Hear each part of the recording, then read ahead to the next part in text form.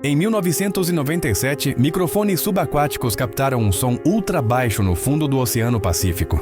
O som foi tão alto que sensores a 5.000 quilômetros de distância ouviram. Eles o chamaram de The Bloop. Cientistas disseram que era o gelo se partindo. Mas o perfil de áudio era orgânico. Parecia um animal. O problema?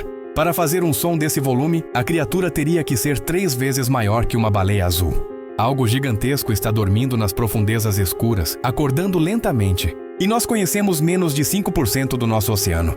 O que mais está lá embaixo esperando? Mergulhe no botão de curtir e se inscreva antes que essa coisa suba à superfície.